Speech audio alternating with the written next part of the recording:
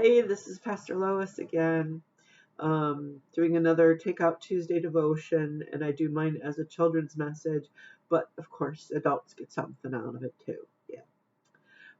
So I'm looking at one of the readings for February 14th, and I'm not sure if this is the one that we'll use in the services that day, because we've been using special messages the past couple of Sundays. But this is the good one. It's Mark's version of the Transfiguration story. I'm going to read a couple lines from it, and then we're going to talk about something that appears in the reading. So here we go. Jesus took with him Peter and James and John and led them up on a high mountain, apart by themselves. And he transfigured before him. His clothes became dazzling white, such as no one on earth could bleach them. And there appeared to them Elijah with Moses, and they were talking to Jesus. Then Peter said to Jesus, Rabbi, it is good for us to be here. Let us make 3 dwellings, one for you, one for Moses, and one for Elijah. Peter did not know what to say because they were terrified. Then a cloud overshadowed them, and from the cloud there came a voice. This is my son, the beloved. Listen to him.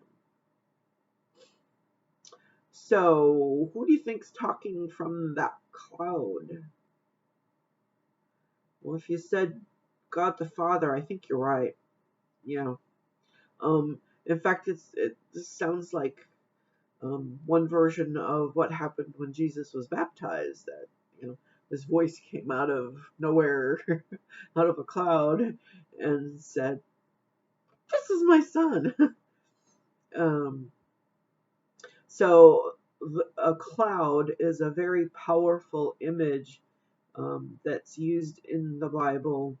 It was used in the Old Testament as well as here in this story, because in the part of the world where a lot of the Bible stories happened, it was very common to have very, very dry periods, in fact, droughts, which is, there's not enough rainfalls for a long time. And of course, when a drought happens, plants go dry, and the animals who rely on them to eat, might get sick and die. And even the people in the area, if they don't have enough animals to live on or work with, and can't get enough water out of the well for themselves too, even people could die during a drought. So the concept of a cloud was a promise of rain, which would have been kind of a promise from God, or a sign of hope from God. And therefore a cloud was used to represent the bounty or abundance of things from God, or even God's own self. And that's how it's used in this story, is God's hiding out in the cloud, but then says something. Okay. So, I think the good news in this story is that, if we listen, we might not hear it with our ears, but maybe we'll hear it with our mind, or with our hearts, that, that Jesus is who Jesus says he is, and who God says he is, and that all we need to do is listen to him. Take care.